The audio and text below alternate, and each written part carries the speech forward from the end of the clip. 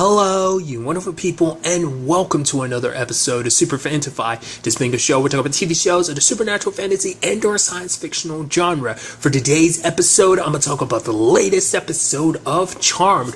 Quite a few interesting things went down in this episode, so let's break everything down. First and foremost, I thought it was kind of interesting, like obviously Macy breaks the news about the sibling situation she found out last episode, and Mel does not take it well, because for her it's like, you just dropped this on us, and Macy's like, you literally told me just to spit it out, but it's like not something this important, especially because it's like, Mel's got her own feelings about it, we'll get to in a second, but also for Maggie, it's like, she's dealing with the Parker thing, she literally just got out of Tartarus, literal hell, and now this bomb is being dropped on her where it's like, not only is her dad not her dad, but the fact of the matter, I mean, that's also the same reason, like, what hurt Maggie is the same thing that hurts Mel, in the sense of like, our mom is a liar. She's lied about so much. First, she lied about Macy, then she lied about them being witches, and then lied about now Maggie and Mel being full-blown sisters. Like, they were raised believing that they were full sisters. I mean, at the end of the day, it doesn't change the fact is that they're all sisters, you know, and it doesn't change their bonds, but it just adds to the thing of like, our mom didn't tell us the truth. And Mel said something later on today. It's like, right. She's like, I thought I knew my mom. We were so close. I was like, right. That's why it hits Mel even harder, because for her, it's like, her mom was like her best friend. And so to find out that person has been lying to you your entire life about not just one, not just two, so much, and almost everything, because it makes you call into question, like, were we really even that tight? Did I even really know my mom? Because the fact that she's told all these different lies and stuff like that. So it's such a fascinating thing. And, you know, obviously, I think it also hits Maggie hard, because it's like, she's the empath. So, like, for her, like, she wears, I've been saying this same phrase a lot lately, but it's like, she literally wears her heart on her sleeve. The most literal definition of that, she does that. She, you know, just being the empath and everything. But I think just, you know, because obviously being an empath stems from her personality, and that's just who Maggie is in the long run. Side note, she's got a lovely voice. I'm assuming that's her real singing voice and everything. I really like that it kind of went on acapella this episode. It's kind of like it's weird, I'm going to make the reference, but it's kind of pitch perfect, especially with Effie being all kind of like Queen Bee about everything, and wanting to be like the solo and everything. It's kind of interesting, because like, I've never seen the pitch perfect movies, none of them, but I have seen previews of them, so I got a little taste here and there of them, but that's what that kind of reminds me of, to a certain degree. I know that's not the full extent of it, but still. But side note, I feel like I've been loving musicals a lot more. Like, obviously, like, The Magicians brings up musicals every now and then, which kind of makes me think, because there's been at least one every season. Like, season 3 had a few. There was like that one episode that had a crap ton of it. The one that was it like All About Josh episode? That one. So there's that. Even on the CW, there was the Flash episode. That was a Flash/Supergirl crossover. That was a musical. It's like, I've really been into musicals lately. I never really cared too much about musical numbers, especially like Disney movies when I was younger. I used to be kind of like, ugh. But now I think I appreciate it more now as an adult, and I kind of get all giddy about it, especially in this one, because they went all acapella, because acapella to me is like one of the coolest things, just because it sounds so good when you get the right people and the right voices kind of blending together like that. Nevertheless, went off on a huge tangent, so I do apologize. So what I also like about this too, because obviously like Maggie ended up kind of confiding in Lucy about kind of her sister drama right now, and like, it's kind of neat. They didn't really point it out too much, but it's like, they had already kind of brought it up prior to this, that Lucy and Maggie were in good terms, but I feel like this is our first time really getting to see like how on good terms they were. I also love, like I said, I love the whole Lucy and Evie situation, because like, even when it was all said and done, I also love like the demon or whatever, the maestro that's inside of Miranda was all sassy this episode and stuff, and he was kind of like, because she's like, oh, like, I'm supposed to drink only honey and tea, and he kind of mocks her and stuff like that, me, and kind of mocks her later on when she's trying to like take her voice high and stuff like that. He's such a dick, and I was like, I loved it. And it kind of, in retrospect, it kind of makes sense, because like, in the long run, we end up finding out he's not a siren, he's actually the one behind the sirens. Like, there's songs they use to bring people to their depth. It's like, he's the one that constructed everything, but the sirens got all the glory, and that's what this is all about for him. He's kind of like, you're such a like I guess a diva would be the perfect example. Like, you're such a diva because you. It's like, no. It's interesting because he got on Effie about like her making it all about me, me, me. I mean, to be fair, he even said it himself. It's like, it's all about me. So it's like, yeah, he's a diva in the truest sense of like, no, the glory and attention should be mine. They took it from me. It's mine. It's mine. It's mine. I also love that when the charmed ones, when all the sisters are trying to work together to use the spell to stop him, they can't because they have such sister issues. So they have to keep freezing him. And it's like, okay, let's work through our sister drama. Okay, now we can banish him. I love that they had to take time to. I mean, to be fair, it makes sense because the power of 3, the charm power, comes from them essentially being in sync. So them kind of being a little off kind of makes sense. And I love it. It's like, okay, gets to Maggie. She's like, no, I kind of like did all that with, Lucy. So I'm good, so I thought that was kind of pretty neat. I also love that Galvin was a part of it too. He's like, yo, Did I just vanquish my first demon, which is pretty dope. I also love that Effie woke up and she was super pissed. She's like, this is not cool. This is some all about Eve type of stuff. The fact of the matter, that's like seriously not cool, guys, that they went behind her back and did a competition and everything. I thought that was kind of pretty dope. You had Mel's, reaction to the whole Jada situation. I mean, not Jada situation. The whole truth about Marisol was by handling it, by telling Jada everything. Because it's like, yes, I'm secretly was working with the elders. And she's like, yeah, kind of already knew because it's like, you obviously had your ulterior motives. Plus, we have an empath of our own. But it's like, I wanted you to come to our side of your own volition of realizing like, okay. Because they probably knew with Mel's personality and kind of having her eyes open to the truth to a certain degree, they'd be open fully by the time. Because eventually she'd get sick and tired of the way the elders run things. So it's that. Then you kind of see what they do a little bit, and that's like they end up stopping this dude who's like roofing people. I was wondering how they were going to go about doing that. Like Mel froze time, and Jada went over, kind of did some electricity, and was kind of like, justice is now, the consequences are now. And essentially his hand got stuck to the glass while he was holding it, and everyone caught him, rightfully so. So that was good. I was like, oh. Because I was wondering if she was just going to like hurt him or something in some shape or form. It's like, no. Now that doesn't say that the Sarkana always handles things as peacefully as that. There might be more issues. But now we kind of get a little more context with the Nico situation. Because my thought process was like, oh, Jada's been doing some stuff, so Nico's trying to get her. But it turns out with this new timeline, with things playing out differently, Nico isn't a cop. She's a PI. And Jada's parents hired her to kind of, because it's like, oh, Jada's part of some cult, and Nico's there to try and get Mel out of, it's like, are you in some shape or form or trouble and something? And then like Mel is like, no, I'm good. And so it's interesting because it's like the hard thing of like, oh, here's your ex talking to you about your new girlfriend and everything. And it's like, because even Jada's like, oh, her parents have to be behind that. So the question is, are her parents, in the know about all this witch stuff?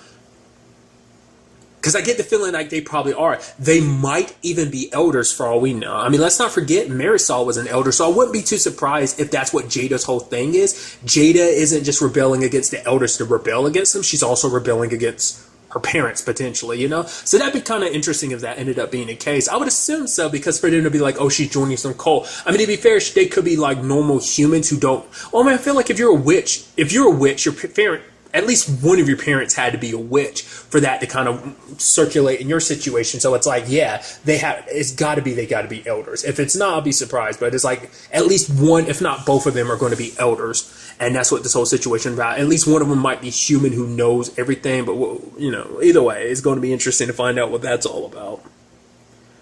So the Sarkana might not really be all that great, but Jada joins it just because for her, it's like she might be as misguided in certain regards. And she might see it one way when the Sarkana might be something else.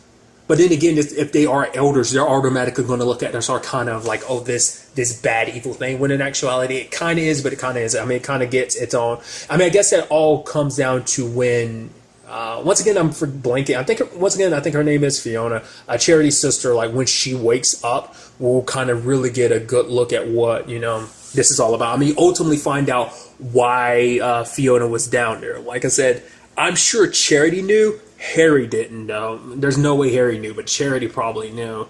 But like I said, we'll see what happens in that situation. Everything kind of comes to the surface. But Mel did tell Jada the truth about the whole Nico situation, about like, oh yeah, that's my ex and she's investigating you and everything. So that's interesting. But it did kind of bring about an interesting development for Mel, because for her it made her go, okay, so seeing Nico reaffirmed my thoughts of like, okay, we lied to the people we love, not because we love them any less, but it's our way of protecting them. And now she's kind of thinking, whatever mom's reasons were, like at the end of the day, she loved us and she was trying to protect us. I'm hoping that was her reasoning behind it. Because for Macy, that's what because the argument could be made that like, and I kind of understand where, Mel and Maggie might kind of get this thought process, is that like, Macy kind of went about this in a very selfish way, because it's like, for them, it's kind of like, you only told us the truth because you wanted answers, which is understandable. I mean, I think that's why Macy's so excited about this. They're like, oh, we don't want to be part of like some numbers for you to try and figure out this whole thing. It's like, no, for Macy, since day one, all she's wanted to know was why. And she explains it later on, because it's like she was always the outsider. Like, at the very least, you two had each other. She didn't know about her mom. She didn't know about you. And she even brought it up. She was like, her 10th birthday party, like, she remembered just wishing that her mom was there. Especially if she knew about Mel and Maggie, it would have made it so much better, because it's like, holy crap, I've got sisters. Which, interestingly enough, I don't know if this has come up before now, but apparently Macy's the oldest. I didn't realize that. Because she was like, when she was 10 years old, Mel would have been 7 and Maggie was a baby, which I figured Maggie was probably the youngest, but it didn't click in my head. I don't know what I thought. Maybe I felt they were the two older siblings in some shape or form. You know why I probably thought like that was because based on the original series, because Piper, because obviously Mel is, an equivalent of Piper in a certain regard. So it's like, oh, because Piper was the big older sister, which, yes, I know Prue was the eldest sister, but when she was gone, Piper filled that role in two different regards, because at that point for the rest of the series, she literally was the eldest sister, just because, Piper was the eldest sister, but also because she filled that role. She was kind of like the big sister, kind of looking over her two little sisters in that regard. And I felt like Mel kind of plays that role to a certain degree. So that's why I guess in my head I thought she was the big sister, but it's like, no, Macy actually is, which is interesting. Because I don't remember the ages and stuff like that from the original show. I'm pretty sure it was definitely like Prue, Piper, and Phoebe and Paige, because I'm pretty sure Paige is the youngest. I could be wrong about that, but I think that's another reason too, just because I was like, oh, the half sister is the youngest, which in this case isn't true in many regards, because the half sister in this case is Mel, who is actually the second oldest, and Macy's actually the eldest, even when she was supposed to be the half sister. It's just kind of funny to think about like that. So. And it's actually kind of sad. It's interesting because she was reading these letters between her mom and, Marisol, and hers and Maggie's dad, and the whole situation of like, he knew about the whole witch thing. He even knew about Maggie, but it's like, because what hit Maggie, it's like, wait a minute. So they kept up this love affair behind Ray's back, Ray being her not dad. So it made her feel kind of even worse. Like, it's understandable that they all kind of had complicated feelings about it. Even Macy, but she kind of apologized later on because she was kind of foreseeing.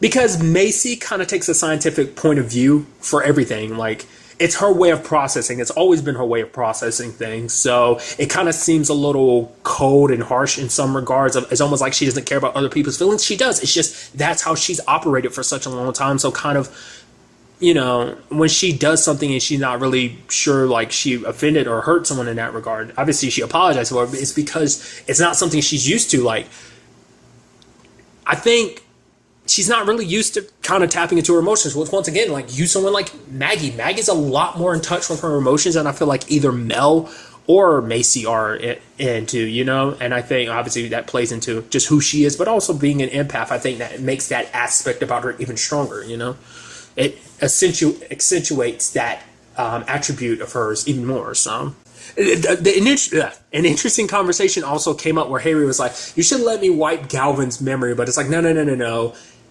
Macy trusts Galvin, so the rest of us do too. I was wondering about that conversation. It's like, but Harry's like, okay, I'm gonna trust your judgment. Galvin got to see love letters. I even love him being like, I think I know the exact date that, is it messed up that I think I know the exact date that Maggie was conceived?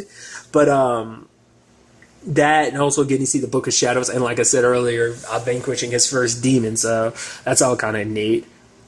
Now there's that. Then there's other two big bombshells. Like obviously, like we could tell Harry wasn't as focused in his job this episode, and he kind of talks about that with Charity. Like he thinks he shouldn't be representing the Charmers because his duty to the Charmers should come first. But for him, he's becoming distracted. They're like family to him, but now he realizes he actually has a family out there. But to be fair, family isn't all that it's cracked up to be. But to be fair, it's also about finding out about a part of yourself that you don't know. Like once again, his life as a human is gone, so knowing that there's a kid out there that, you know, he doesn't know what his life was like I said, I talked about this in a comment because I meant to bring this up when it came up last week's episode, but I forgot to talk about it in the recording. But it's like, you know, it also depends on how old, like what time frame that whole thing with Harry and his son happened.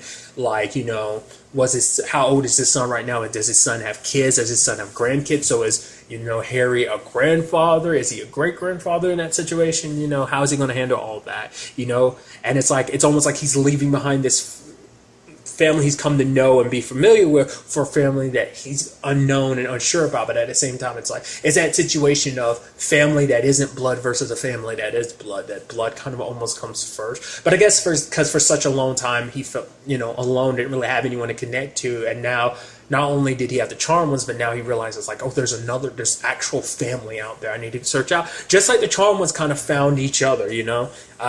It is kind of sad that, you know, to know that they were there existing and they never knew about each other. And, you know, especially in Macy, like I said, in Macy's case of being alone, you know, at least Mel and Maggie had each other, but I'm sure they'd be even happier knowing like, holy crap, we got another sister. That's cool. You know, I mean, it took them a while to get adjusted, but that's because they went so long without ever knowing it. If it was something kind of dealt with earlier on, then maybe. But now we kind of know what that's about, because it turns out from the conversation with the letters, it seems that Macy died and came back, and it's like, so the Ebby that's in her, that darkness, that's what that comes from. Because crossing that line, I'm sure even in this show, death, it's not something you should tamper with. When people play God in that regard, there's always consequences, because bringing someone back from the dead ends up, you know, it's something unnatural. Even in the world of the supernatural, it is something unnatural that breaks the laws of existence. So it's going to come with some consequences, and that's what that darkness is as in Maggie. Probably like her soul crossed over, but when she crossed back over, something either tagged along or she dragged something with her, or maybe it kind of stained her soul because of it. Whatever the case may be, that's definitely, and that's also why I guess they kept their distance from each other, because being around each other, like for Marisol, maybe it would have been a constant reminder of what she did. Or at the very least, if Macy was around, it would have meant people would have dug into it and found out about what they did. So it was about protecting Macy, because it's like, maybe if they found out that she was resurrected, maybe they would try to kill her again to bring back some balance to the world or something like that. Because even her dad was like, if Macy ever finds out the truth, she'll never forgive us. So there's got to be heavy consequences for crossing a line like that. I mean, the question is like, what are the circumstances? Because remember, the darkness was inside of Macy ever since she was a baby. So she must have still been inside of Marisol's womb when that happened. And it's just kind of like, no, we can't lose the baby. We have to fight tooth and nail for it. So especially considering the fact is that was also, because that also makes sense, because it's like, that was Marisol's first baby too. So I'm sure, well, we don't, you know, there could have been other similar situations before, and maybe that's what made her decide to fight like hell for this particular baby, because it's like, no, you know, so I don't know. You know, I'm not going to presume to, you know, assume that situation until we, like, I mean, that's my thoughts right now, but we'll have to wait and see what happens, later on with all of this. It's going to be interesting, because I talked, you know, Harry was talking about getting a replacement and stuff like that.